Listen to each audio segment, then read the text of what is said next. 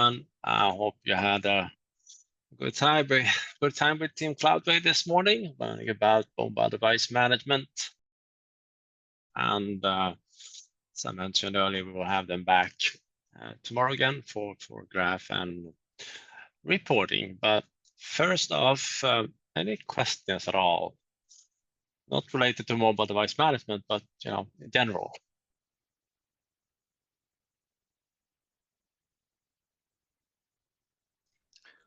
Yes, Johan. I think about an autopilot scenario in my company. We have a cyber crisis PC attached to dedicated M365 tenants. Would it be okay if I can imagine a scenario with YubiKey and autopilot experience to get passwordless experience? Because the tricky today is that it's getting difficult to communicate the password in cyber crisis. So maybe we could have device enrolled and then YubiKey, and we deliver YubiKey with the device and the user getting the autopilot experience out of box. It's nothing. I have not done it. I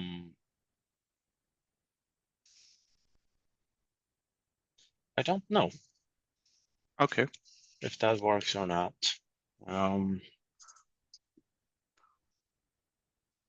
Andrew, any thoughts? So you're going, can you just repeat the details again for me, please? Yes. Imagine you're in a cyber crisis.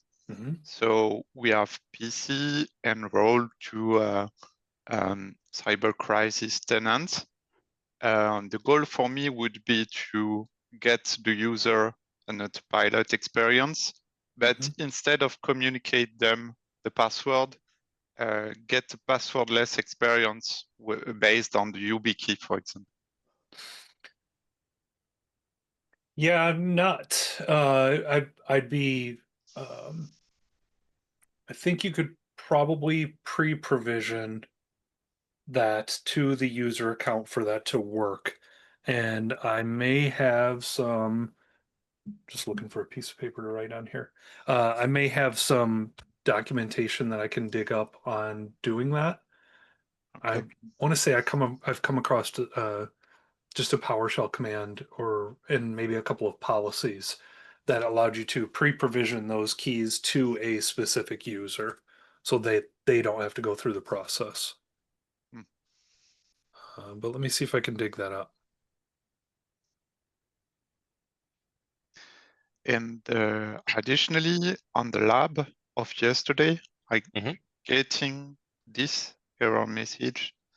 So I skip it, but maybe I don't know exactly what could be the reason. It's happening just after the Windows hello. So maybe I think it was because there's no policy for the Windows hello for business. So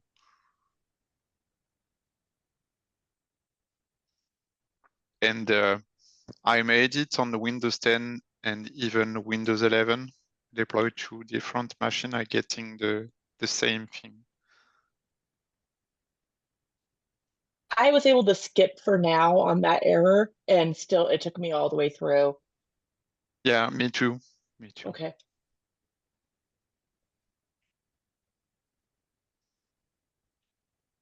We haven't done any configurations on any of those policies or Windows Hello, just the default settings. And, in these training tenants, I wonder if there's something there that prevents it.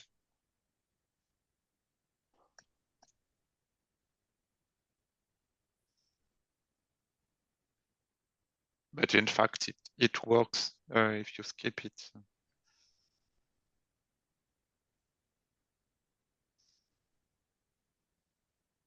You all get this, or did some of you get this? And also an additional question, Johan.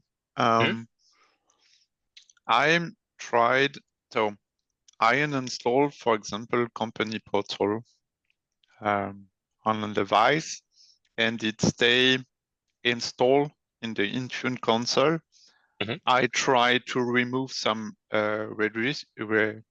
registry keys that I found on some blogs, but he never reinstalled it. Is there any additional things to do? I'm not quite following. You were not able to get the company portal installed? Yes, at least I added to the autopilot experience. I just wanted to test in case of a user and installed it on the device, because you don't need, rights to install it. But in fact, it's never repushed automatically, even if the application assignment is as required. Which company portal did you try? The one from the new store? Yes, the new app.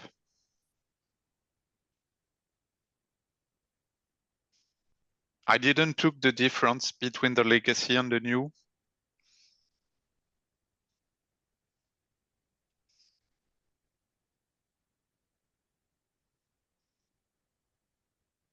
I think that comes to mind, but let us check that. The Windows Hello stuff is usually a missing policy of some sort.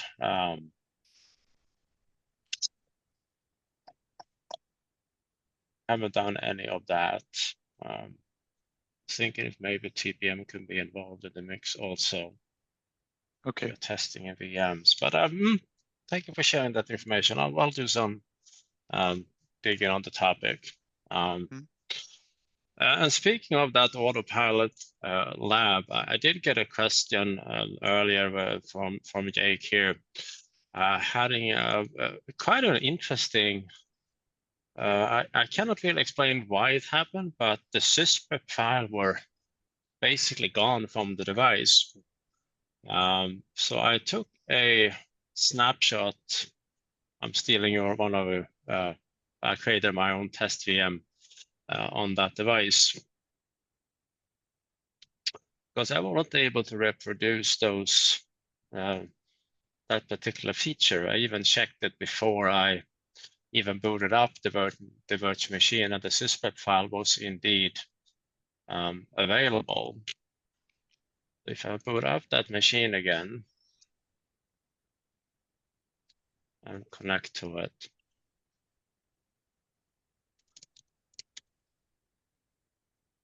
this is the state where the machine is directly after it comes up from being created by the PowerShell script that you guys used.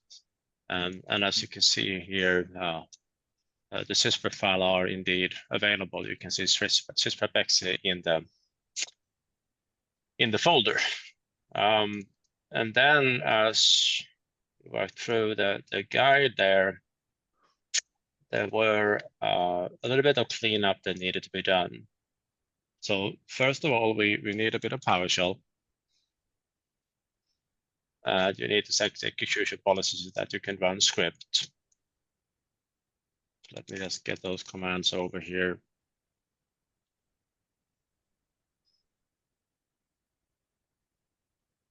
A couple of them.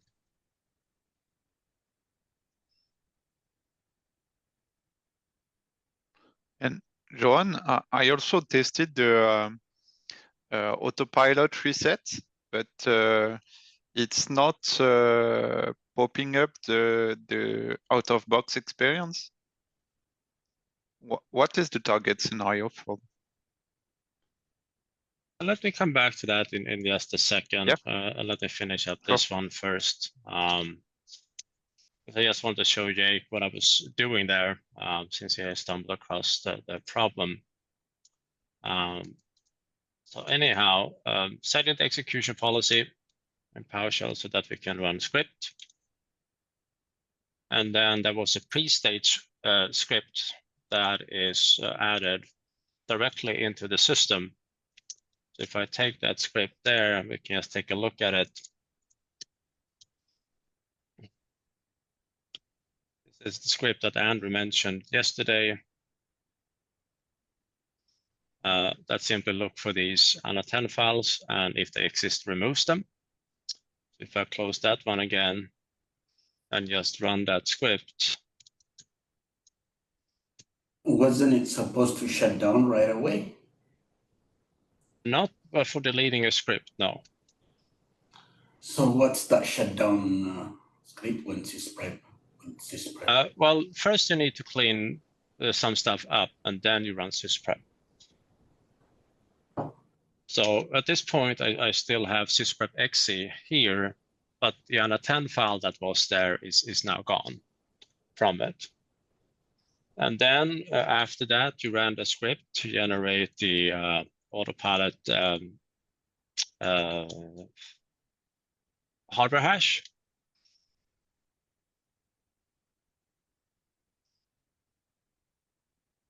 Sometimes copy. PowerShell and paste. And that will then generate that hashtag or hash in that file. And in the lab, you will simply go into that folder and copy it. But I have sysprep available here in that folder. And then the final command was to run sysprep from an elevated command prompt and not PowerShell there. So this is the command to run in a regular prompt. And then it will turn off when it's done. Now this takes 5-10 minutes. Yeah. But that was it to the lab, because that's what generalizes the machine. I cannot repeat that the sysprep file was deleted in any way from it, because this part works just fine and sysprep runs. So I don't have a great answer why the file was deleted in the lab.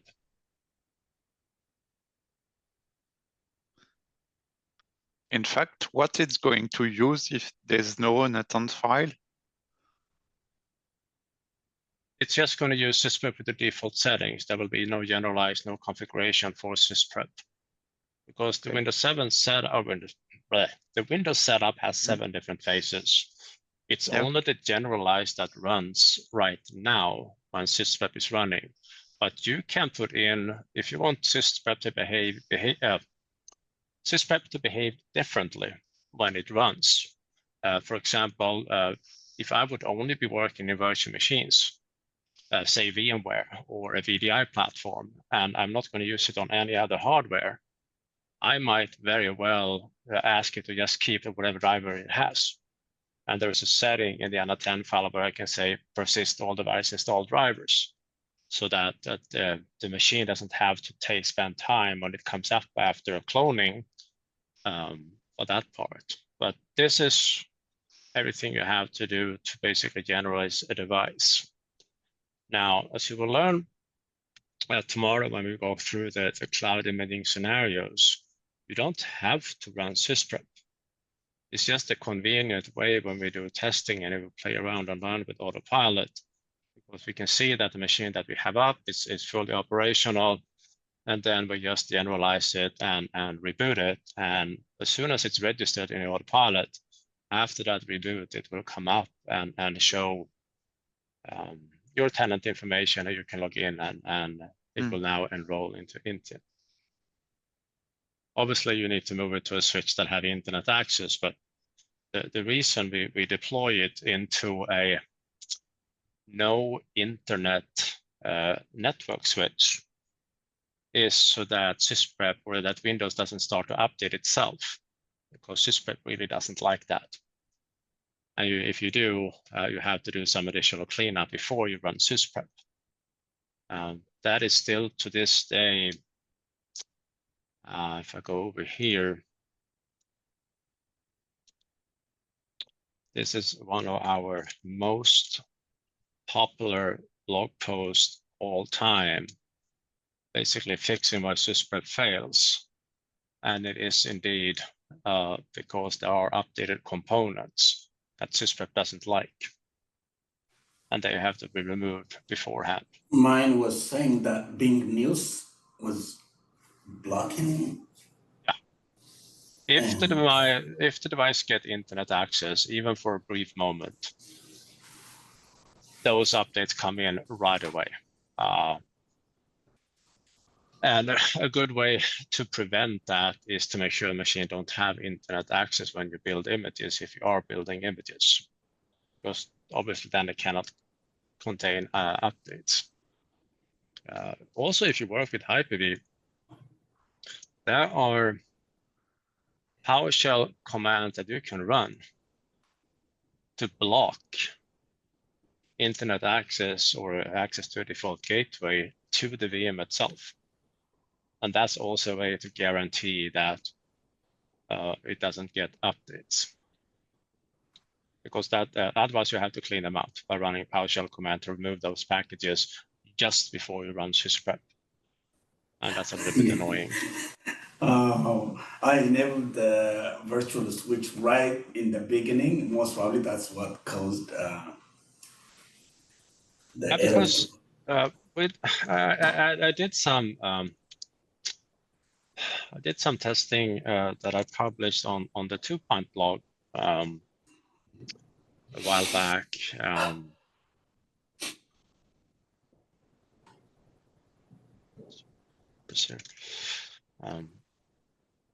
bit of a numbers game.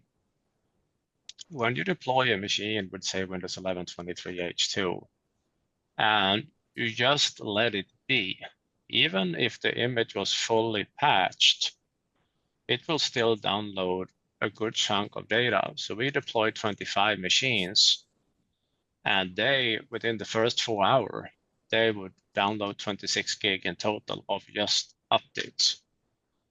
Some of that is fearable, some of that coming down from bits, but Windows is very aggressive in trying to update itself. Not Patch Tuesday update, not the monthly stuff, but the components in Windows, and there are hundreds of them. They get update from the store behind the scenes. It happens in the background. But the interesting part I thought here was the number of connections it actually generated through the firewall. Almost 70,000 connections. That's a lot of connections.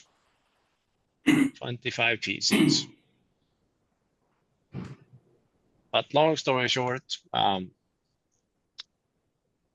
SysPrep is interesting to work with. It's very fragile.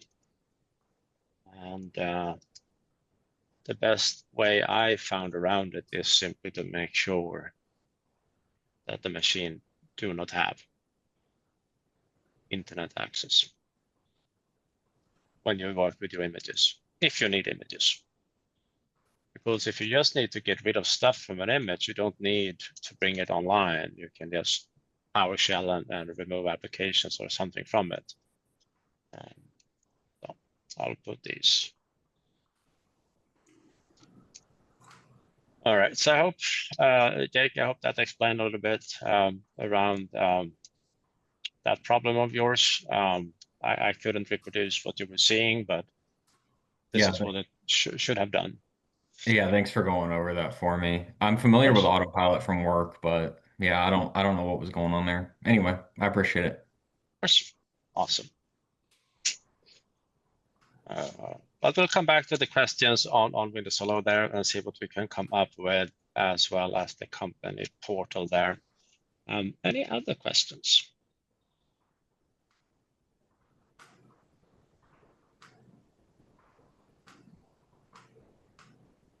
When you get in deal to get autopilot with no OEM, does it provide you the machine with a specific image, or is it the OEM image like you bought it in public? Typically, an OEM offers what's called a signature image. which is a image that they provide, but it's a little bit cleaner than their normal stuff. Has less crapware in it from the beginning. You often have to pay a little bit extra for it. But I worked with Dell, HP, Lenovo. They also offer what they call provisioning services, where you can provide an image to them and then they will image them for you. In general, I don't recommend that because that process and time cycle, it could be 5-6 weeks just to get one update for an image, and it usually the consequence is that you're getting older images being deployed. So I would recommend using their image, but their clean version. And the different vendors, they have different names for it. Let's see if I saved out that somewhere.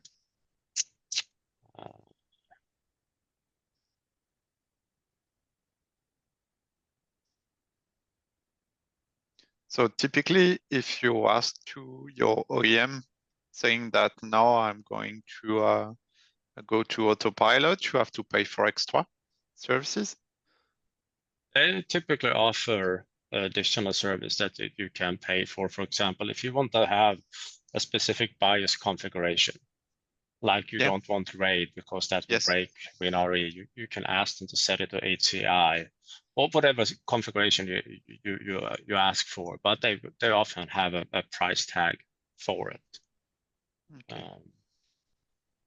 It all depends. I mean, obviously, if you buy like 40,000 machines, you are in a different way of bargaining versus if you buy 5 machines. It all depends. I mean, our largest 2 customers, they have 500,000 clients. When they buy machines, sometimes it's in the both in the 2 digits, like 10,000 plus, and sometimes even more than that at the same time. And of course, when you buy in bulk like that, you have other options.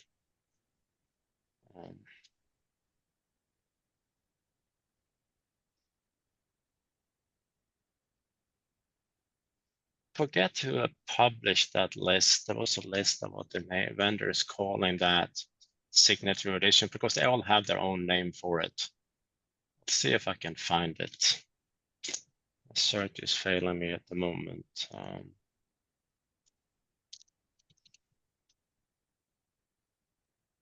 Vendor name for clean images. How about that one?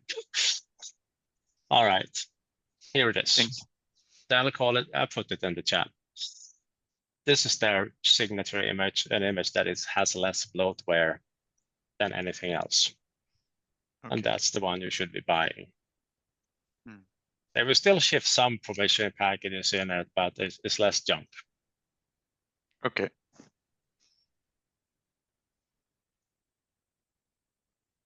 Well, I stored it.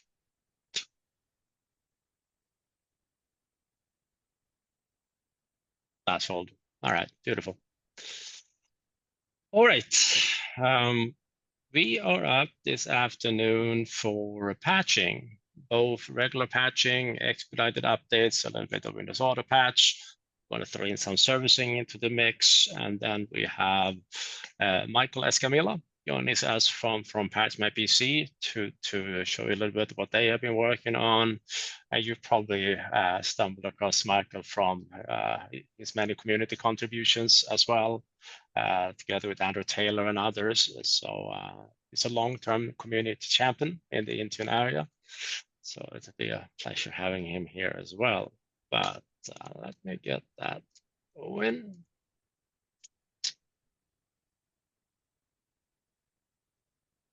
All right.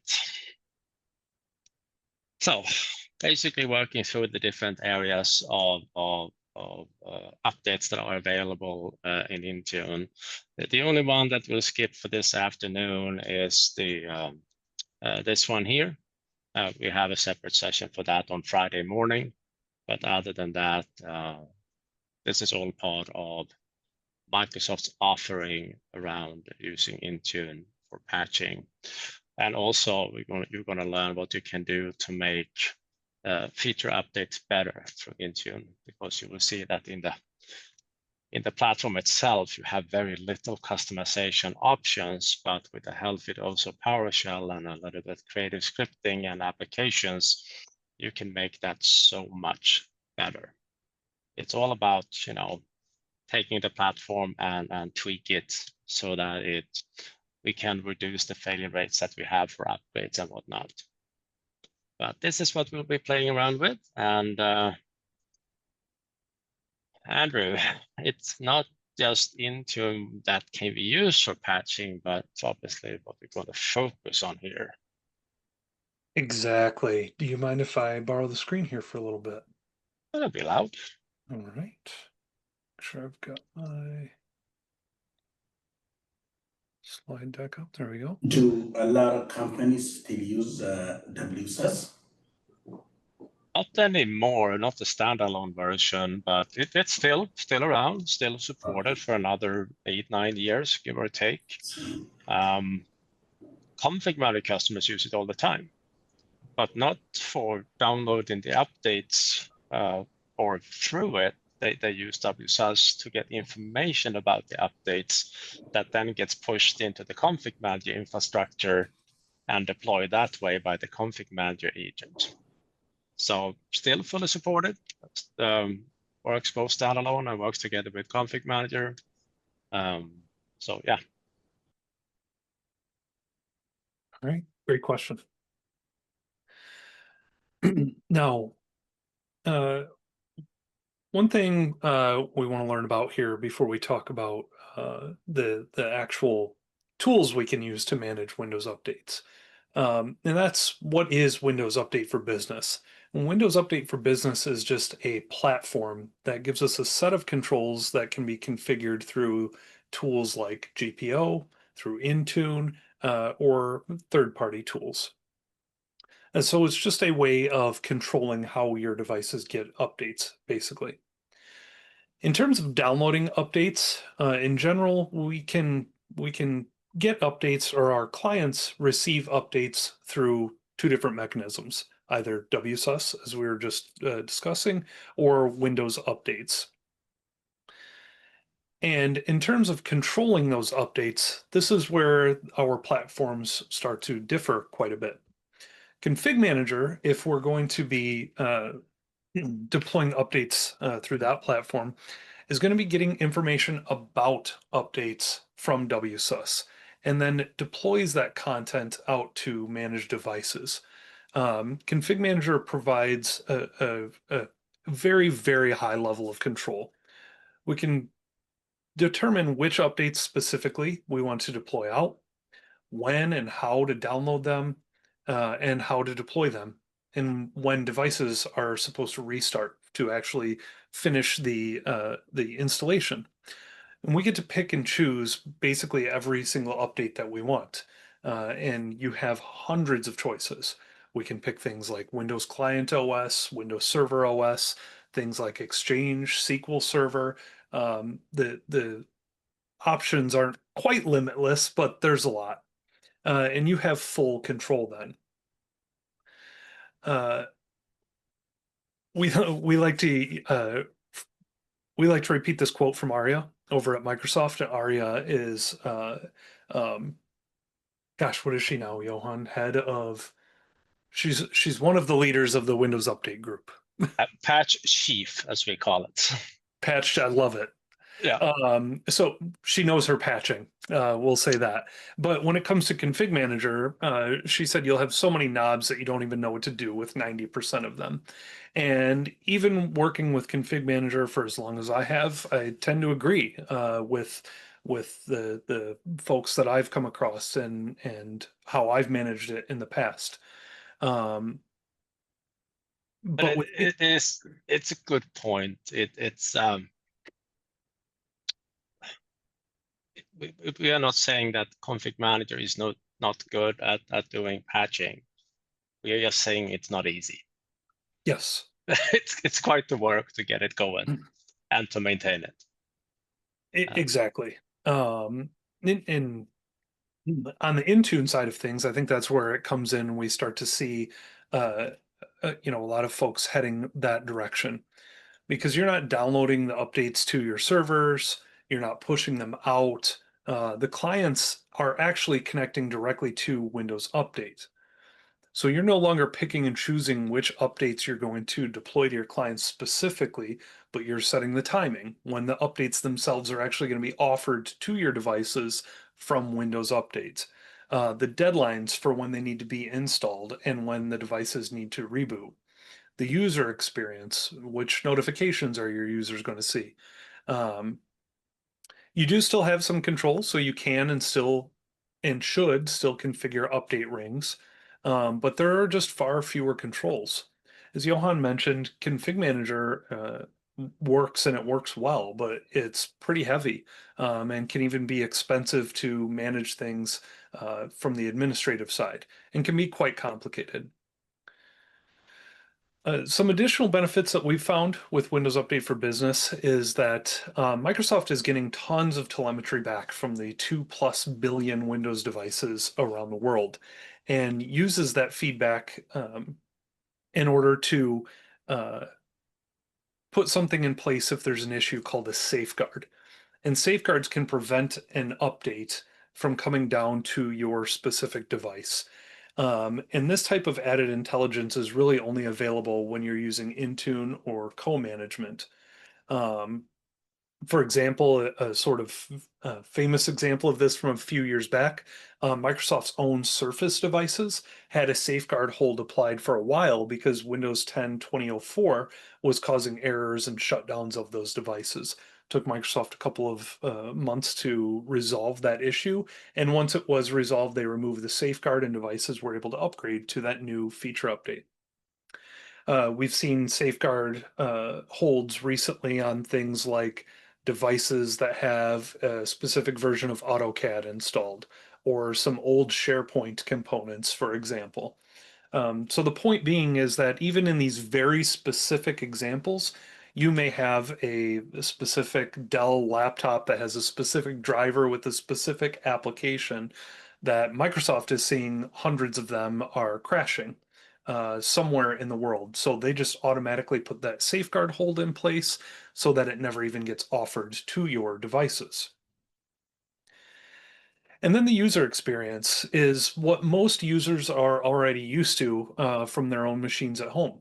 Config Manager is going to have its own set of notifications, but Windows Update for Business is going to utilize the built-in toast notifications. So your users are going to see little toast notifications in the bottom right of their taskbar, excuse me, by the tray. They're going to get a little you need to restart icon like we see right here. It looks like I've got an update available on this machine. I am not seeing your screen. I see it. So it says it's shared. Mine was still sharing and no, never mind me. All right. Good. All good. The preview was different since I was sharing also. Okay. So your users are generally used to these types of notifications. So we see that as a benefit as well. So this is definitely an area where Johan and I have seen many organizations move to Windows Update for Business and Intune, especially even in a co-managed scenario. This is far and away the most common workload that we see moved over. And basically because it's just simple. And for a lot of organizations, not all of them, they simply don't need the control that Config Manager offers. So I've even seen organizations where we've implemented this, and just with a simple, consistent patching policy, have seen patch compliance go from low 80s into the mid to high 90s, just for simplicity's sake. Again, not that Config Manager couldn't have done that job itself, but again, it can be a little bit more complex to deploy updates that way. Anything else you'd like to add on that, Johan? Yes, sir. All right. Now, when it comes to managing updates for Windows devices in Intune, there are several different policy types that we can utilize to do various things. First and foremost, we have our Windows update rings, and these are going to be think of your standard monthly patch cadence. This is going to determine when those monthly patches are offered to your devices, when your devices should install it, and when they should reboot. We also have Windows feature update policies that allow us to control when feature updates themselves are offered down to your devices. So we get a little bit more control there. It is important to note that some settings in our update rings and our feature update policies can conflict with each other. That can cause a little bit of confusion on the endpoint side as to when those updates need to be installed and the devices need to be rebooted. So we'll see what that looks like here shortly. On the deployment service side, Johan will go into this a little bit more, but the deployment service that rolled out over the last couple of years is a new service that allows us to do things like manage driver and firmware updates, which is a very cool feature that was added, as well as hot patching, which was new earlier this year for sure. I don't remember exactly which month, but it was earlier this year, where we can now patch some of our Windows 11 devices without actually rebooting them, and that relies on the deployment service. Same with auto patch, which you'll also learn about a little bit later today. We also have another policy type called expedited updates or quality updates. And this allows us to just expedite the deployment of the most recent security updates or some out-of-band updates that we see released as well. Delivery optimization in Intune, we'll talk about this a little bit later on, but like other DO uses that we've discussed, this is just going to help clients be more effective on where they're going to download their updates from. And then we'll also come back to this one. We'll hear more about it from Johan and Sandy tomorrow morning, but we do have compliance reports that give us some different options to monitor and report on patch compliance in our environment. So with that, let's do let's see what our high-level options look like for these policies. And we're going to head over to our Intune Admin Center. We're going to head to our Windows devices and Windows updates. Here we have a bunch of different options. We're going to step through some of them right now. The first one we want to take a look at are our update rings. And again, these are the sort of monthly patch cadence. When we have a new monthly cumulative update, these update rings are generally going to control when the patches get offered to the devices. So if I choose one of these, let's just go to my production update ring. In this production update ring, there are some actions that we can take, really on any of our update rings, here at the top. So we can pause our update rings, and this is going to allow us to pause either feature updates or quality updates for up to 35 days. So we can just pause these here. And after that time, the pause will expire and devices will perform an update scan. Then you can pause updates again after that.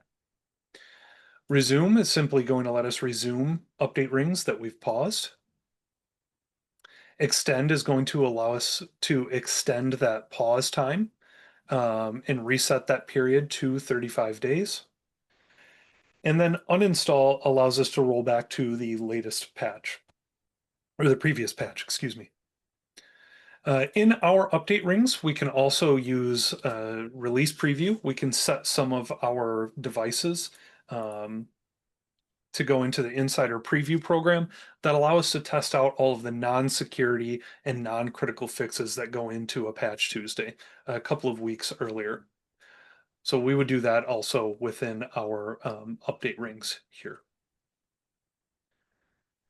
Now, if we head back to our different policy types, I mentioned the feature updates. And here, these are going to allow us to target a specific feature update and assign that to specific groups of devices. So if we look at the properties here of this particular policy and look at our deployment settings, this is where we can choose which feature update we want to deploy out or offer up to our devices.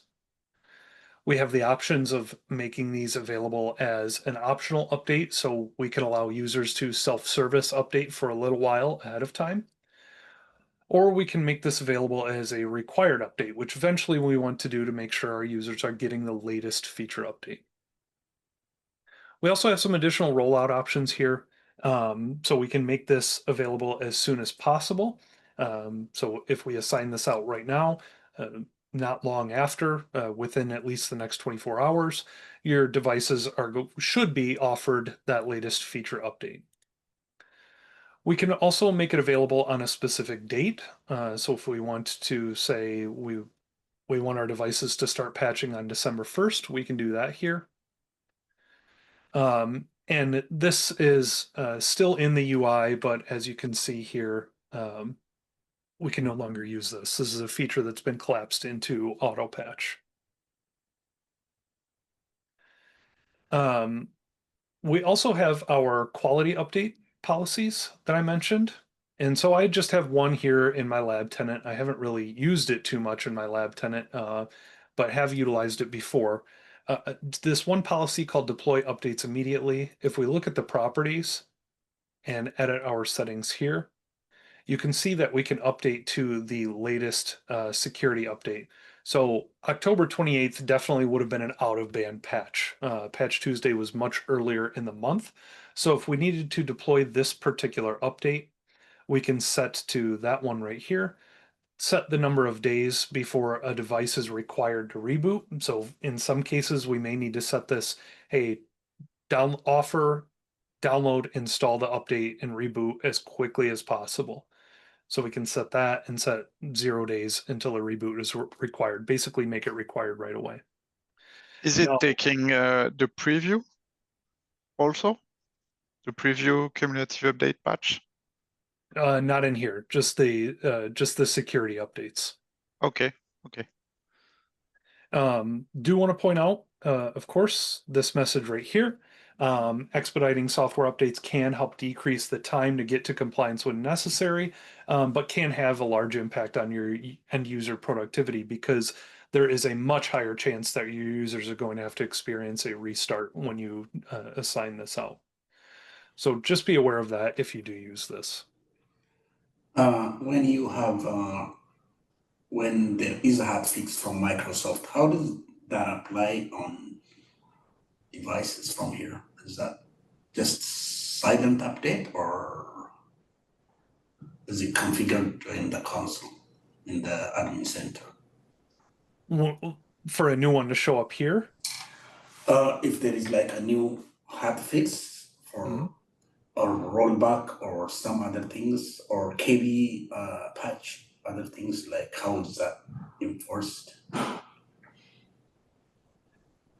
Well, in the update ring, so in an update ring, those would be your monthly patches. But in something like that, if we have a rollback scenario, you may have to roll back yourself manually, which we can do using that uninstall action on an update ring.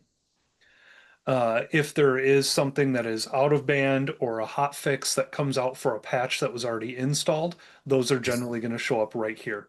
So this one in particular, this October 28th one, I forget which update it was, though we just talked about it at office hours a couple weeks ago, Johan. The HTTP issue? I think it might have been, yep. So those would just show up in here and you would want to deploy these out. Does it mention the KB? No, It does not. It does not. So I wonder if we do 10. Yeah, it does not. So even if you search for this,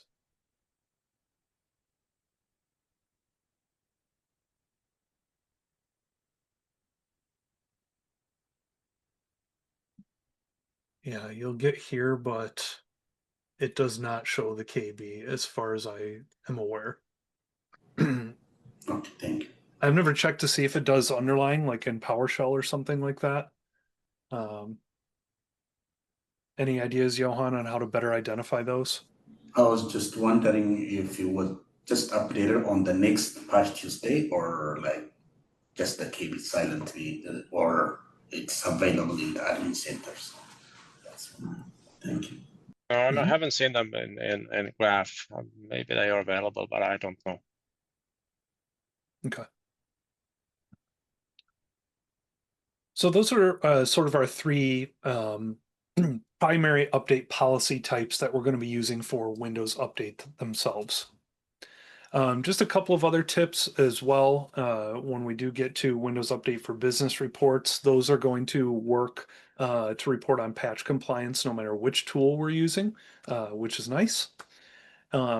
If you are moving from on-prem WSUS or Config Manager, don't forget to update any existing policies that do things like disable Windows updates or set GPO to win. Put them back to not configured for that change. And during that shift over, note that it can take 6 to 8 hours for a machine to receive that policy, and then up to another 22 hours for the next scan. So pausing deployments during that shift is also a good idea. There's a lot of ways that you can lead to a lot of confusion for a couple of days when you're making these shifts over. So just a couple of tips that we've found very helpful. Hey, Andrew, I got a question there. Yeah. If you are already co-managed, what is the success of simply moving the workload for Windows Update? So my company is currently in the process of trying to move things from SCCM to WolfBee for patching and then M365 Cloud Update. And the biggest thing that I'm running into is the GPOs that we have for Windows Update. Then SCCM is doing its own set of the same GPOs and overwriting and tangling with them. And then you have the Intune policy coming in over the top.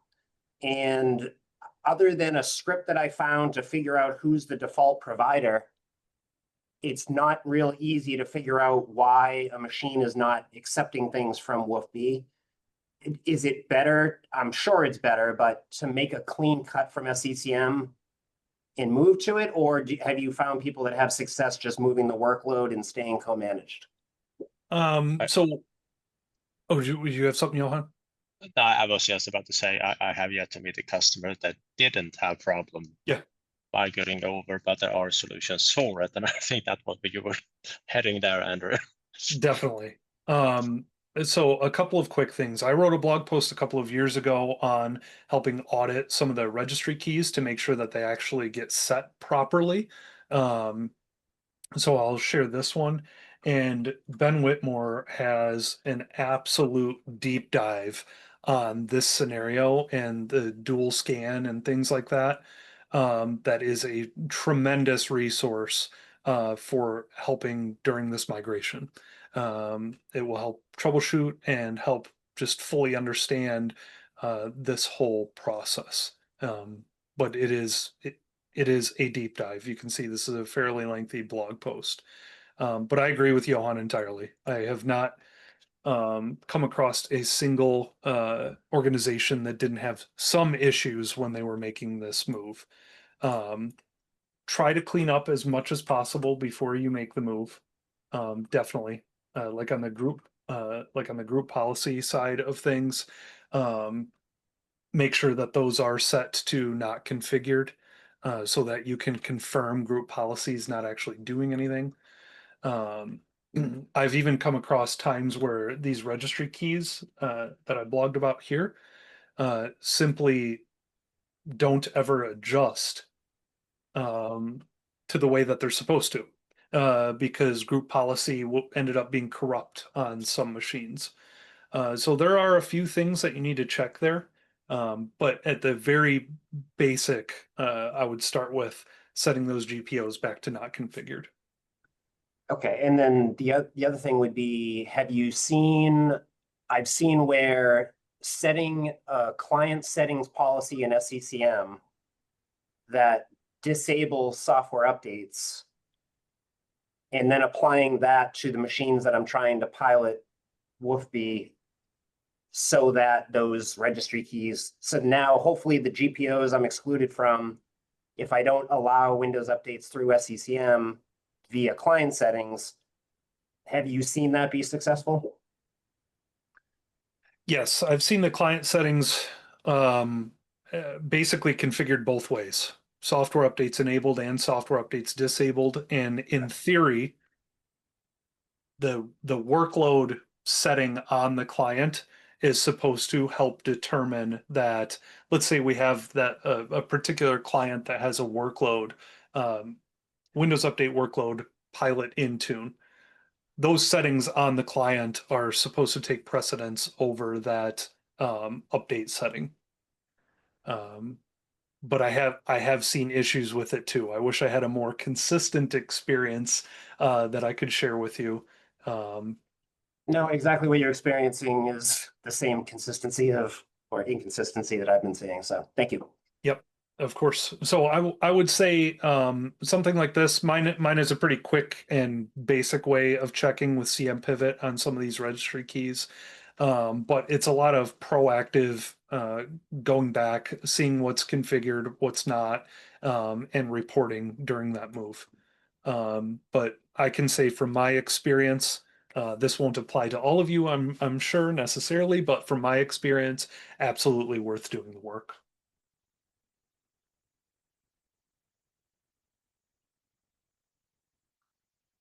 All right. On that note, Johan, would you like to take us a little bit deeper into some of these policies after you unmute? After I unmute, yes, that will be helpful. Yeah, I'll steal the screen here for a little bit.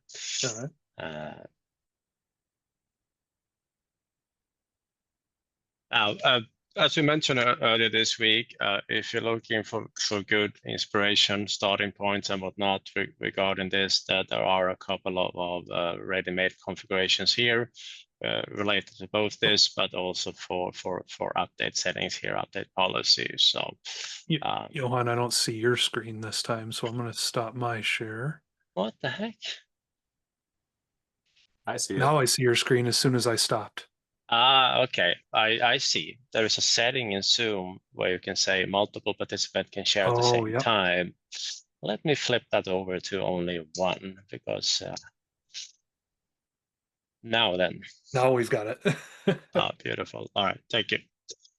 No, but if I go back to my Intune tenant here, like Andrew, I have a couple of different settings, a couple that I have imported from the Open Intune baseline project that I mentioned, but also just these regular settings here that I have defined. And in general, I keep update rings and pilot and production fairly similar, but there is always a few things that I make differently. So even our pilot these days that you deploy to pilot group or 2 or 3, I recommend to defer them a little bit. And deferral in this case means when does the device get them offered after they have been released, assuming the device is on, of course. But you might have stumbled across that Microsoft sometimes release updates that are, not great. And it usually takes them a day or two to pull them back if that happens. So I do recommend to delay them just a little bit. In my environment, I don't worry about any previews, anything like that. The insiders, I don't configure them at all. I usually don't worry about drivers here as well, so they get locked. If I do drivers, I control that with that separate control plane for drivers that we will talk more about in the morning. Friday morning. But other than that, as you scroll down, as you can see, this is it. These are the settings that are available. Worth mentioning is that this one here seemed to be a little bit of an argument about on the internet. Like, what value should you have to your grace period? Some folks prefer absolutely nothing, and a couple of folks prefer to have it longer, but you can't really set it to too much because the maximum you can set is 7 days. So if I put in 8 here, it's going to say, you know what? No, it has to be between 0 and 7. So what exactly is a grace period? Think of it this way. If you are on vacation and while you are away, the deadline passed to install updates, and you come to the work at Monday morning, and the last thing you want to have happening is a patch will be installed and machine rebooted at that 9 a.m. presentation that you were supposed to be doing just because that baseline or deadline has been done. A grace period would allow you to, exactly that, wait a couple of days until you are forced to do that reboot and install that update. So you define the deadlines, number of days. I do recommend to put in some sort of grace period. I do often do 2 days for pilot devices and I do 4 days for my production ones, but that is up to you guys. Now, an area that I find interesting in Intune, because I can control how updates are being automatically deployed. And if I pick any of these that has a maintenance time, you may think of this as a maintenance window. No, it's a mere suggestion. Windows patching or patching that's controlled by Intune tries to honor your business hours. And in this case, install it outside of these hours, assuming the deadline hasn't passed. If the deadline hit, these hours are anybody's guess. You will have devices rebooting left and right. So Intune simply does not have maintenance windows like Config Manager has.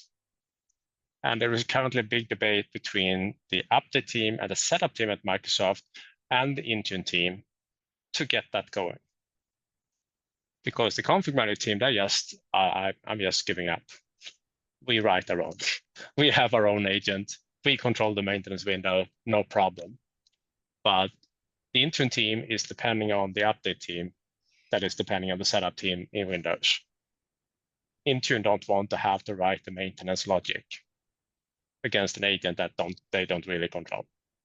So if that ever happens, we'll see, but it's like the number one most popular requested thing to do updates in Intune. But long story short, if you have devices that control production, if you have devices that control like medical equipment, Intune is not a good fit for patching in general for those. Use something else. Use Config Manager, use Azure Arc or Azure Update Manager in Azure Arc because they support maintenance windows. It's even to a point like in Config Manager, if I go in and configure maintenance windows, I have a couple of here for weekend patching of servers.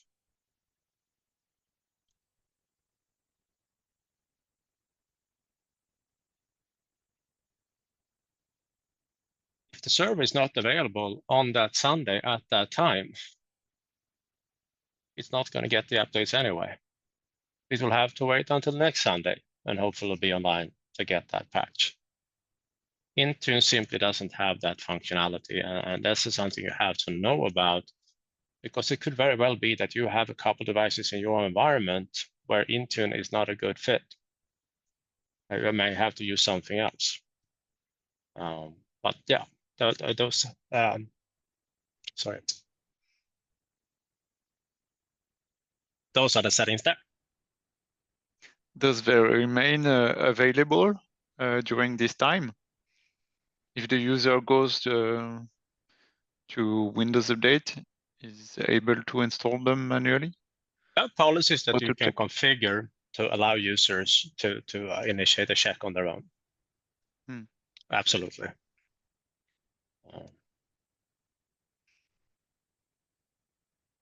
But that doesn't change.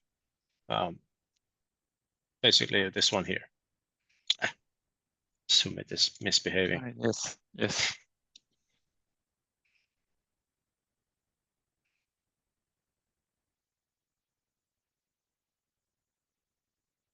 Oh, again, the only difference I have between this one here and however many production ones I have, small organizations, they just have a couple, or large organizations, they can have 7, 8, 9 different production deployments. And what usually differs is, okay, when do we start?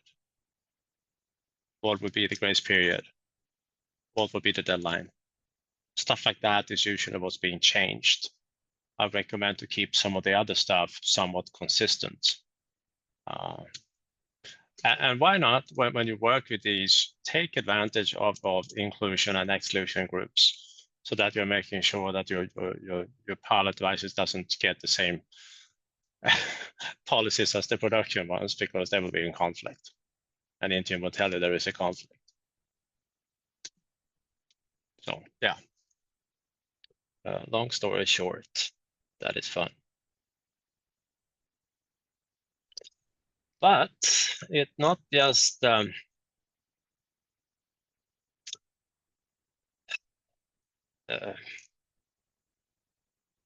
deploying them and making sure that your policies are set right and that they show up on the client correctly and that there are no conflicts, like Andrew mentioned. Didn't you have that link, Andrew, with the workbook that they put together, or maybe it was in Ben's larger post? It might be in the post, but I know exactly which one you're talking about, so I'll get that link and drop that in the chat as well. Thank you, sir. Mm-hmm. So basically, the MS Arwidmark, a couple of others, they went together and published a report that does inventory. And there we go. Let me bring that up on the screen here real quick. So basically, custom inventory, log analytics, and a healthy dose of workbooks, policies, and I'm getting there. Give me a second here. It will basically tell you how many devices that you have that are in like the wrong state. So that can be useful as well.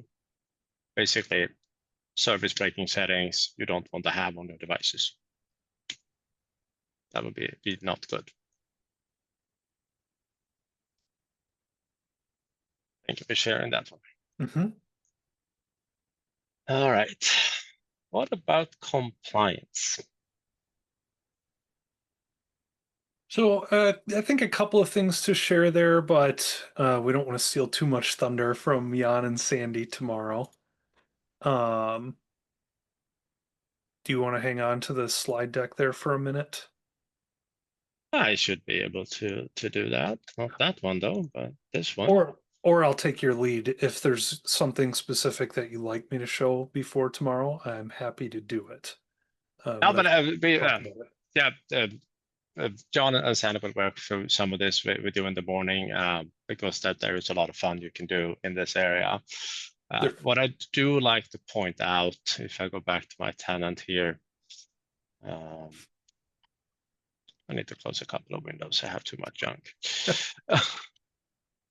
Feel your pain. 4 billion tabs, yes. Mm-hmm.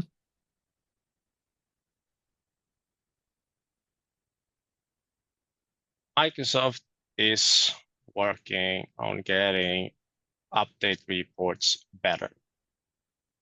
And that you already started with that a couple of years back. But in recent years, for example, this one up here, I think it was released in May last year, give or take, could have been June. But this is a report that I like. And you can see it's a generation 2 report because you have the filtering and whatnot in it. These days, every report in Intune is generation 2, but it took them several years to get over to that platform. Prior to 2021, it could take hours and hours to generate reports. Now they are rarely that will take more than a minute or two to generate. But if I pick one of my scope tags and generate the report, I will now start to see the distribution or a deployment of each update that I have. And I can continue to drill through to get more details about these updates.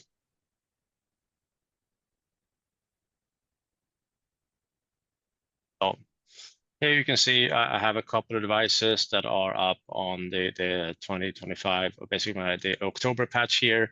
I have a couple of devices that are on September, and I have a bunch of devices that are even older patching level. And this is not because there's something broken in Intune or anything. It's just that these machines are off in our lab. They haven't been powered on for months and months and months. And it's really hard to patch devices that is not up and running. But as I click through these different devices or updates, this is where you start to see those additional details that I mentioned before. So this is a good start, I'll say, in terms of navigating patch compliance. And here you have the KB articles, but these are for the monthly patches, not for the out-of-band updates there. So yeah, good stuff. Oh, wait a minute, this one might actually show. Let's try that one.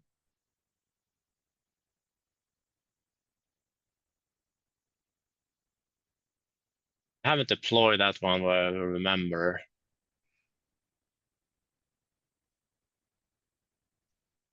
It's based on the audit provided by Intune or something This else? is telemetry that comes up from the Windows Update client. Okay. I wonder if this is actually one of the KBs. Let's see. Yeah, that report has information about the out-of-band update. But that guy that Andrew showed earlier didn't show it. So all right, that's a way to get to it.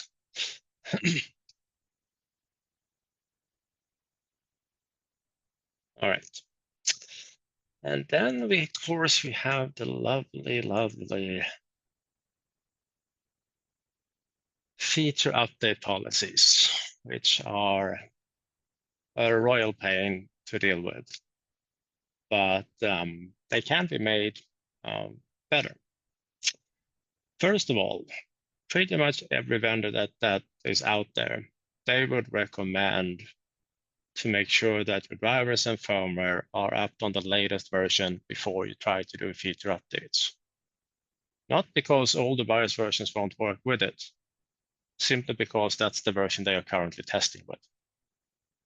They don't have machines in their labs with every possible BIOS version known to man, and then they test updates using those. They simply don't.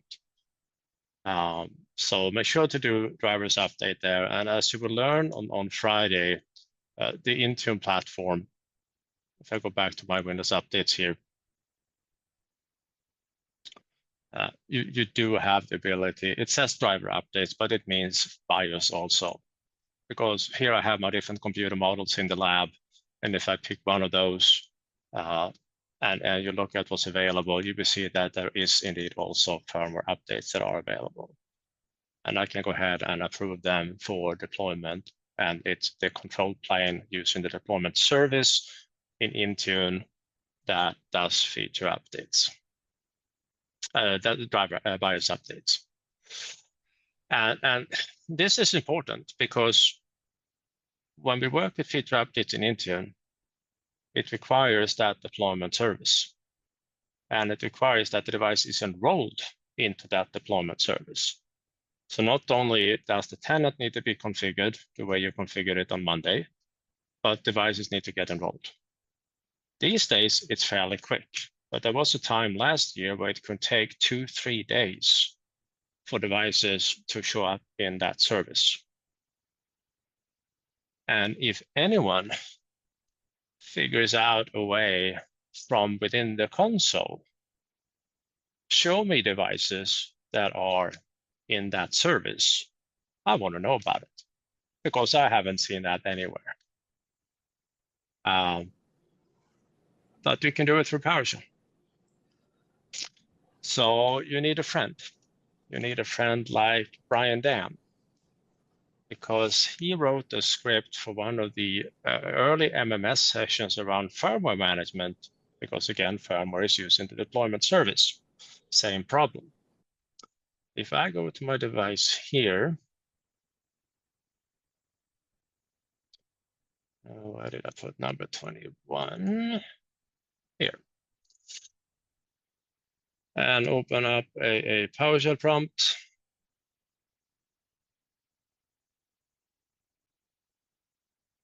And run a little script.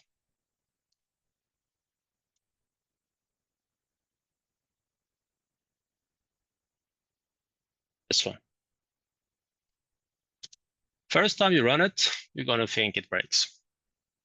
Because behind the scenes, if you haven't installed the graph module, it will do that, and that takes a while. But once you have that installed, and you'll learn more about that in the morning, but now I can type in a device name that I want to check. And it's going to check a couple of things. First, it's going to check, is my tenant configured correctly? And then it's going to ask if this device is enrolled correctly. And let's clear this finish, and I will come back to this one here.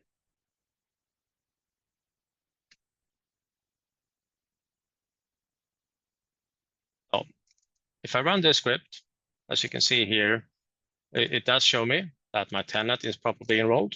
And I can see that the device I typed in is also enrolled, and everything is happy. So now you see my regular update rings that has reached this device. And I will see also if there are any feature update policies applied to this one, as well as any driver update policies. So this little script is remarkably useful. The trick is typically to find it. But as you probably have seen, GitHub has its own search, has had for a couple of years. And you can search GitHub for either a script name or a commandlet or whatever it is, and you can throw in a language and say PowerShell. And it will find exactly one snippet with that script. So here is that script. Put that in the chat for you. Very, very useful PowerShell script. Oliver was asking there in the chat if the firmware control plane manages passwords. No, it does not, but there are other solutions you can implement, and we will showcase them on Friday. The only vendor that is lagging behind right now is Lenovo. They haven't done a really good integration with Intune, but they are working on it. Dell and HP already has. So we will showcase those, of course. Now, in terms of the updates, give it a view. If I go to my tenant and configure a feature update policy, I have a couple.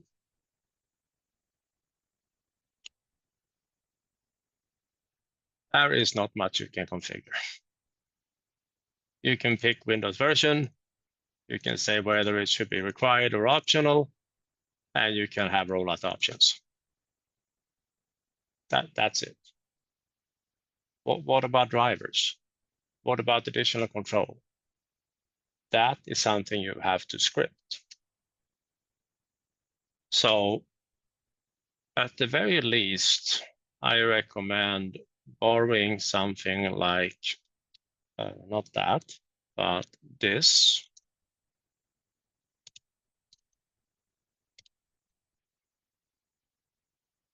A remediation script that you run on the platform.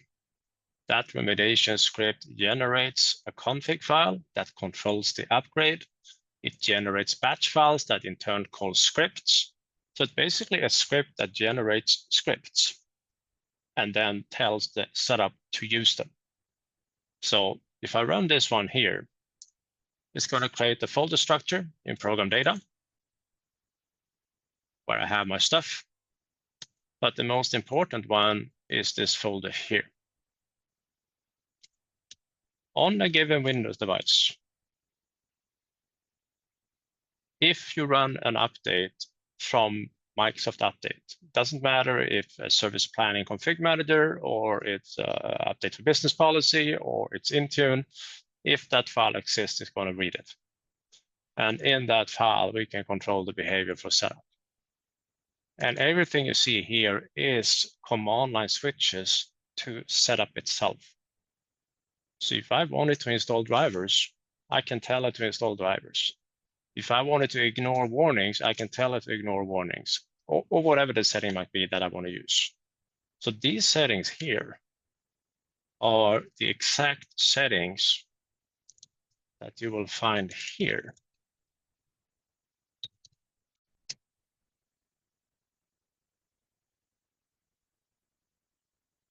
But instead of doing a / and whatever setting that might be, you just put them in an NF file. So these are all valid switches.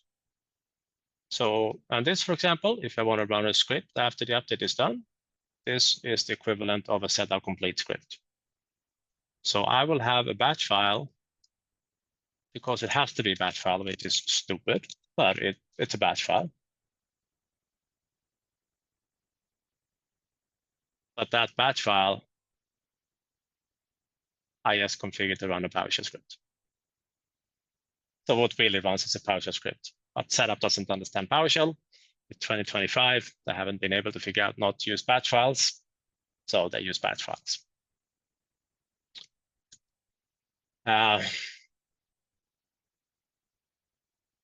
This is, I was presenting on this at Ignite here in Chicago last year. I published some documentation from that session because it was not publicly recorded during the event. You had to be there. But this is taking you through a little bit about that, how it works and etc. But say that you have now learned that you can control the update behavior by a healthy dose of scripting. How would you get the drivers to that folder if you need them?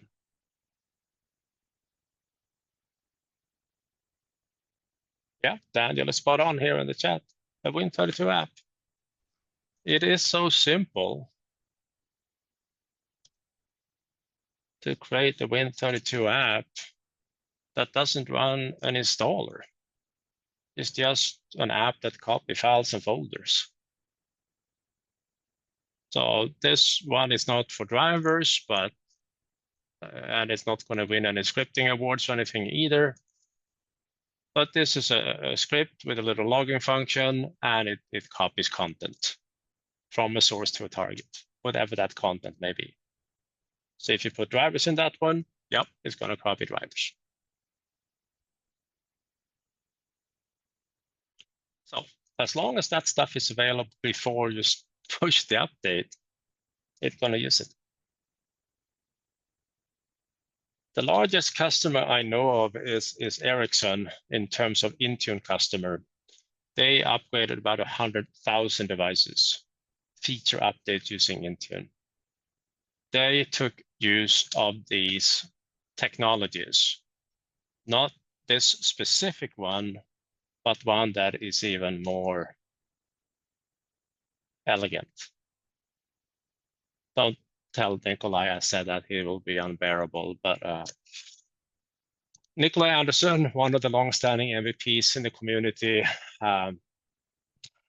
he wrote an update controller, which that company used during update. Yeah, only 100,000, just a small number there.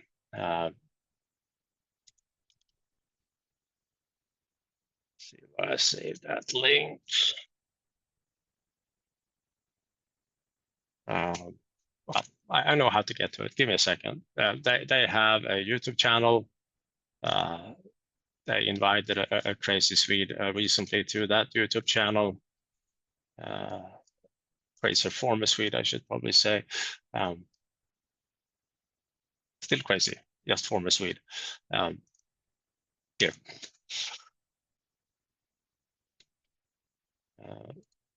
That will be me in that video, but here is the update controller. And it does that and much more. It even has custom modules to do additional customizations as part of the feature update.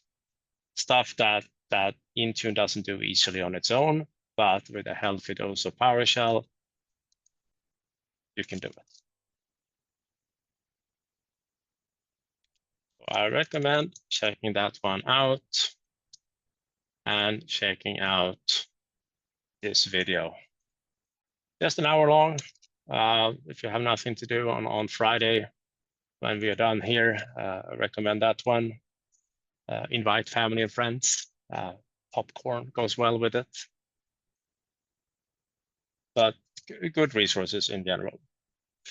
And finally, Andrew was talking about safeguard holes and stuff earlier. Behind the scenes, when you guys work with updates, it's basing that on telemetry. So that's why you have to configure telemetry when you do stuff like auto patch and other fun things. And it is basically a scheduled task that runs on the client daily. You can force it manually as well. You will do that in the labs. You don't have to wait 24 hours because that would be painful. But that scheduled task creates registry keys on devices. One for each service level of Windows. So now there is a 25H2 available also. But sometimes these keys will give you a gated block ID. If they do, it means that your device has a safeguard hold. And it's painful to find out what they are using Microsoft information. But luckily, the community is maintaining a database about these safeguard holds. So if I go to this one here, you will find a PowerShell script that you can run, and it's basically parsing a database in JSON format. So here you can see that here is that AutoCAD stuff that Andrew mentioned will absolutely not work on 24H2. In fact, Microsoft won't even offer the update to that device. So highly recommend to take a look at these because it gives a little bit of understanding what happens behind the scenes and why or why not your device is being offered an update. Because if there's a safeguard hole, it's just going to say, no update's available to you, even if you have done everything right. All right. Johan, do you have any bypass requirements things like to test for virtual environment, for example? It's very difficult to test that because most of the time you don't have virtual TPM or something like that. Things that if you want to deploy it in real production could be a nightmare. There are still, even though Microsoft removed the documentation, there are bypass keys that you can add to the registry to allow an update to run, even without it being not supported. But it won't offer devices or patches from Intune still. You can still force an update if you want to run an update. So there are workarounds for it, but in general, just find a machine where the CPU is supported and you can create a virtual TPM chip. Like I can give you an example. If I go to this device here and run a hardware check script that Microsoft put together, had for a couple of years, it's going to tell me that this device is not capable. It cannot run the update. And it's not because I cannot run the update and Windows 11 won't work on it. I guarantee you, Windows 11 will work just fine on this device. I have a 0.5 terabyte memory. I have 48 cores. it will run Windows 11. But if I go to a different device, for example, one of my hosts that are hosting one of your hosts as a VM in it, this is also a nice machine. Have a few more cores, but also have 0.5 terabyte of memory, so it's a good lab machine. If I run the same script on that one,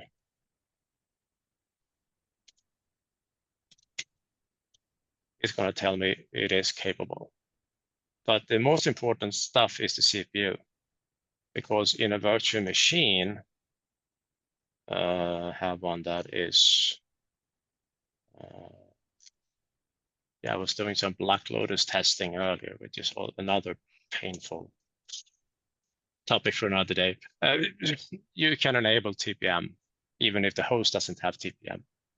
So you can usually find ways to test stuff, even in VMs. All right.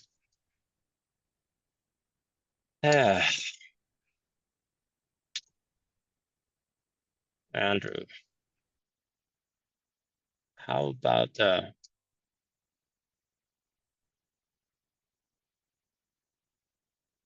little bit of auto patch? That sounds good to me. Go ahead and borrow the screen here for a little bit again. Johan, I had a quick question on the servicing. Is that possible in a GCC tenant? I know auto patch. No. The feature updates is one of those advanced policies that it's not yet available in a GCC tenant. So of course you can do what we often call is Plan B. You have a Plan B for pretty much everything, not just autopilot, but we also have a Plan B for when feature update policies are not available. You can still script it. You can run a script that runs the upgrade. It doesn't have to be done by Intune. Or you have Intune run the script, but you can do a lot of fun automation. I'll put that link in the chat also. Great question, though. Johan, can I ask a stupid question? Okay. So once your machine is Entra only, and you were used to using remote control or PSExec or mapping to $, what are your tools to remotely manage these devices in terms of remote control, attaching to the hard drive somehow? Are there any tools out there, or are we basically limited? No, I mean, Microsoft offers only remote help, which is a separate license that you have to buy. And that one has very limited capabilities. It's not so much for copying files, it's more like to be able to remote into the device. TeamViewer has good integration with Intune. It's just so dang expensive. We'll cover that a little bit on Friday when we talk about troubleshooting. Otherwise, my favorite is ConnectWise. Downright fantastic remote management platform, absolutely not cheap, but you can even use it to remote into devices while the user is using it and they don't even see you. You get a backstage session. What's the name of it? ConnectWise. How about GoToAssist? I haven't seen an integration with that one, but that might be an option. Or do you talking about Quick Assist? Yeah, it used to be called LogMeIn before, yeah. Oh yeah, no, I haven't used that one recently, but I mean, it is a popular platform also. Absolutely.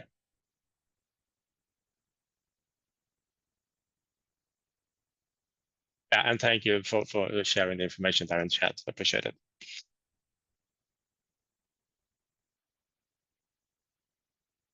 It's less expensive than TeamViewer? ConnectWise is more expensive than TeamViewer. Me and Andrew had a license in our lab for 3 users. It's for $2,000 a year. Oh. Dollars. Okay. So we decided we don't need it. Well, maybe we can have a bake sale, and then we can afford it for for ourselves. We got 2 remote health licenses. That was $70. It did the job. Yep. The last time I checked, $70 is just a little bit less than 2,000. But I think the math checks out. Yeah. I mean, I'm not cheap in general, but I was like, no, that is not okay. No. For some reason, I'm not sure where I work, Screen Connect is not allowed. They said there is some vulnerability that's like magnified, and they just block everything from Intune. No, but ConnectWise had some security issues over the years that have now been resolved, but as a result of yeah. I mean, there are large organizations using ConnectWise in the 100,000 PC range. I work with one of them. So yeah, anyway.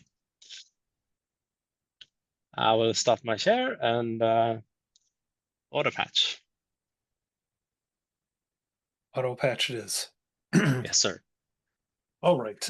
So simply, I'd say at its most simple, auto patch is essentially a managed service that Microsoft provides that will help patch things like Windows, M365 apps, and that sort of thing for you. So all of the policies, the feature update policies, the quality updates, the update rings that we've been talking about, you can definitely manage those yourself. And a lot of organizations that I come across, the ones that I work with, that's exactly what we're doing. But auto patch does make things easier. There are some license requirements for auto patch. You do need to have a Windows Enterprise E3 or higher license. You also need to have an Entra ID Premium P1 or P2 license, and of course, an Intune license as well. The devices themselves have some of their own requirements. They do need to have internet access and connectivity to Microsoft services. They do need to be enrolled in Intune. They can be co-managed, however. They need to be either Entra-joined or hybrid Entra-joined. And this only works for corporate-owned devices. So if you have personally owned devices that are in Intune, they will not be able to be onboarded into AutoPatch. All of AutoPatch is managed within the Intune Admin Center, so that's pretty straightforward. It does support the driver and firmware servicing as well that Johan talked about. And there's some additional reporting that we can do once we have our devices onboarded into AutoPatch. So the first thing we can do with AutoPatch is see if we're licensed for it, first and foremost. There is a graph call. You can do some of this in the UI as well, but if we just use Graph, so Graph Explorer, I don't think we've shown Graph Explorer yet. But if you go to Microsoft Graph Explorer, you can, I'll drop a link in here in the chat in a moment. But we can call a specific URL in Graph that will see all of the SKUs that we have available in our tenant. We did that Monday, so. That's right. Well, there you go. Yeah. Thank you, sir. So we can do that again and verify that auto patch is actually available in our tenant. Auto patch has expanded over the last year. Initially, it was not available in education tenants. That has now changed. So that's a good thing. We are seeing the platform expand a little bit.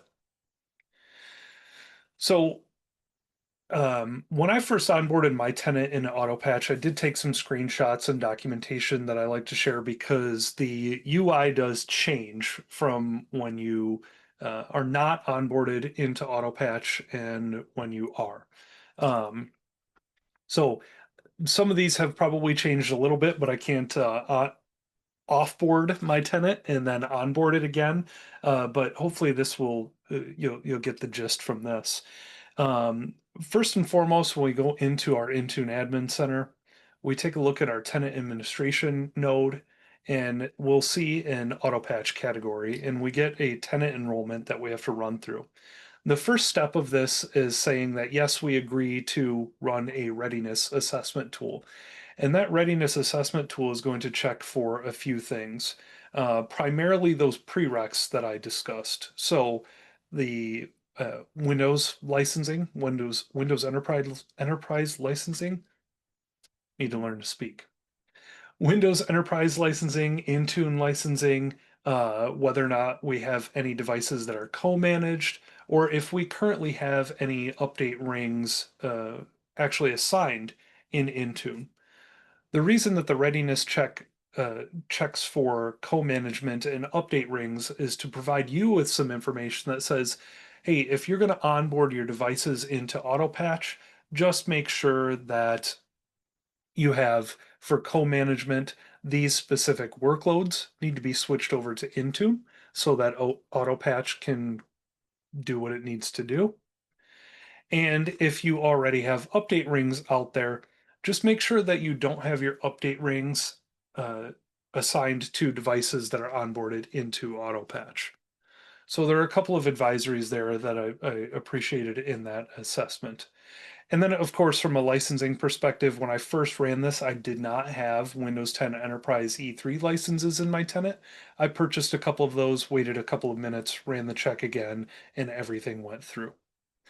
There's also a check for an unlicensed admin configuration. So this is a configuration that you set one time in Intune, but it does actually have to be set manually.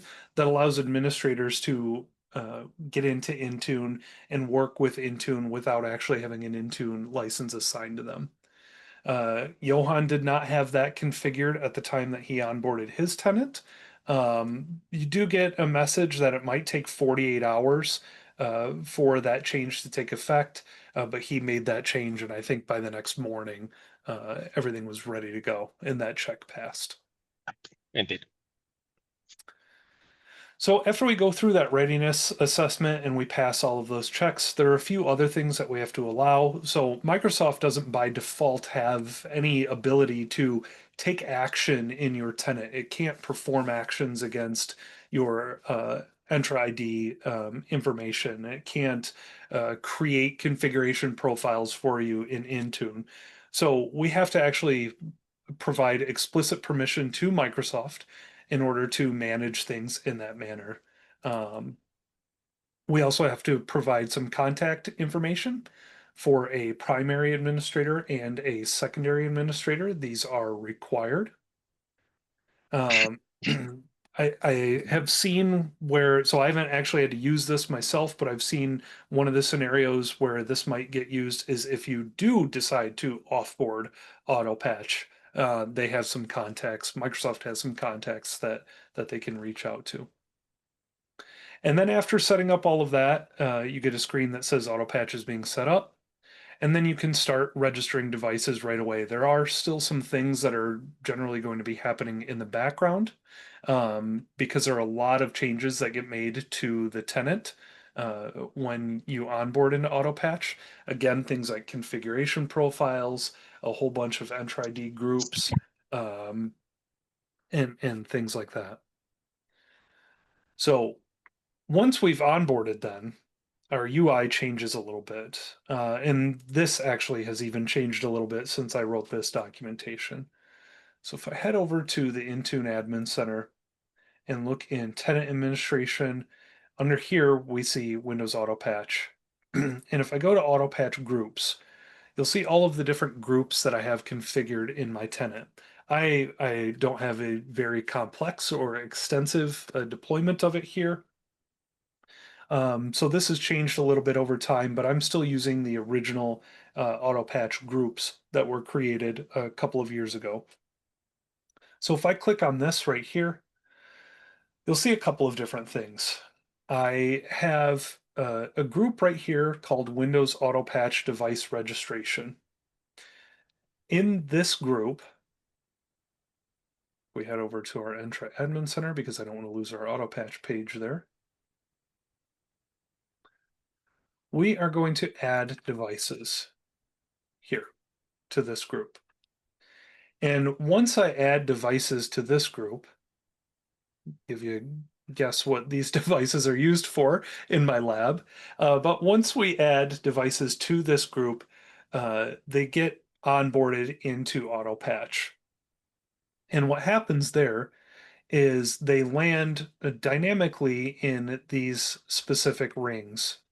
So by default, you're going to have these 3 AutoPatch rings.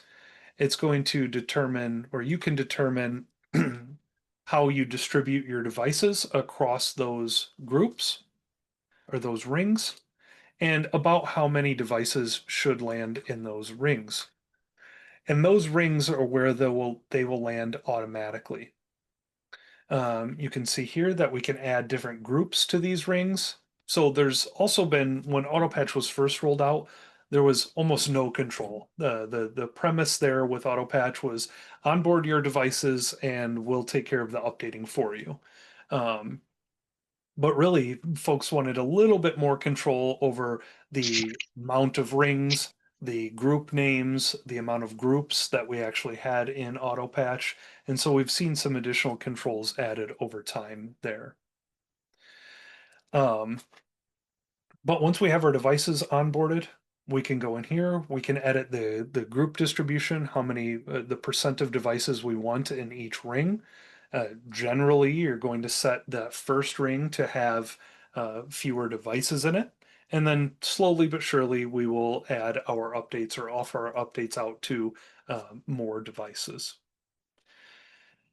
You'll also want to either add a group to the test ring or to the last ring. Because for some devices, we're going to want to manually add them into the test ring so that they get updates first. So maybe a couple of friendly users, a couple of IT people, we want to change over to the test ring. But we also may have some VIPs, as an example, that automatically get added into ring 1. But we may want them to be updated last, so we can set those over to the last ring here. We can also configure what type of updates AutoPatch is going to be managing for these devices. So you can see here in this tenant, I have all of these update types enabled for that specific group. I can unselect them if I don't want AutoPatch managing those anymore for those devices, or select all of them to make sure they're all updated. You can see here we can set different approvals for drivers. We can set the specific feature updates that we want this group to to receive. So if we were not ready to move to 25H2 just yet, we simply set this to 24H2 and then move to 25H2 when we're ready and let AutoPatch do its thing. We can see the different release schedules here. So these set the different update deferrals and deadlines that Johan was showing a little bit ago. But here we're just setting it in this one, I hate the term single pane of glass, but here we are, a single pane of glass for managing the AutoPatch update rings, driver updates, quality updates, and feature updates. And that's sort of the benefit here. We don't have to dive into the minutia of each one of these policies. Like remember the 4-click co-managed setup? Yeah. It was 4 clicks, assuming we had done the other 140 first. Exactly. So these are some of the options that we have with AutoPatch. So I think generally my point here with AutoPatch is that really it's meant to be an option for you to make these rings and releases a little bit easier from the administrative standpoint. I think it depends on the organization as to the value of AutoPatch. If you have the licensing for it, I would definitely recommend testing it out because it can help you for sure. There's a lot less management of the devices once they are in AutoPatch.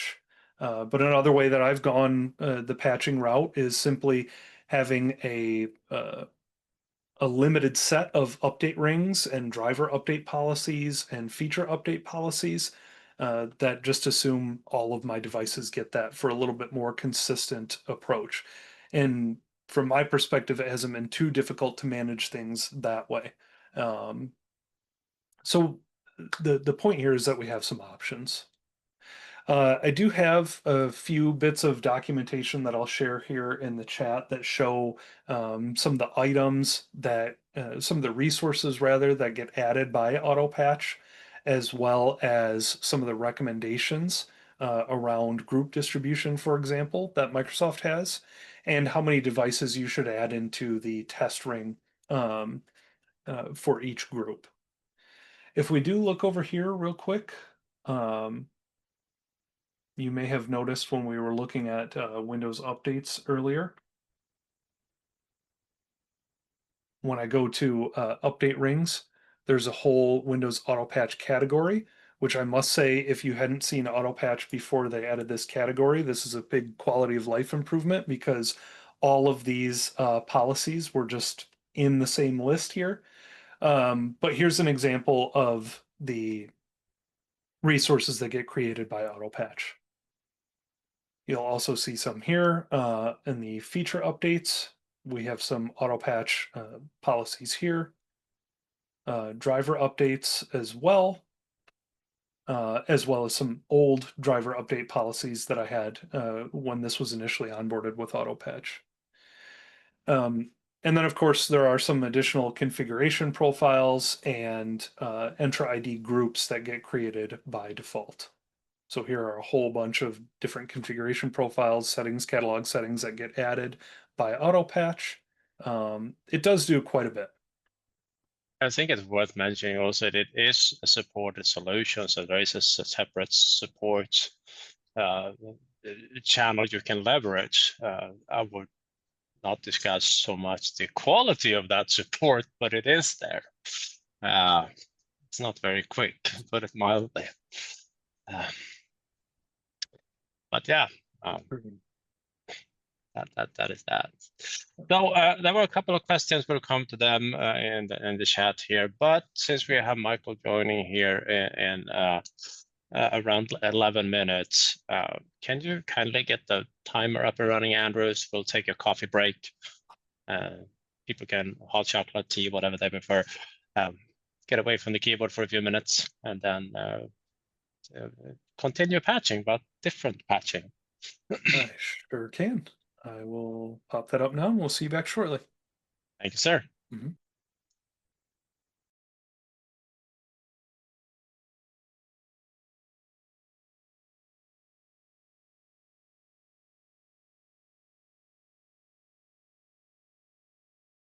Welcome back from the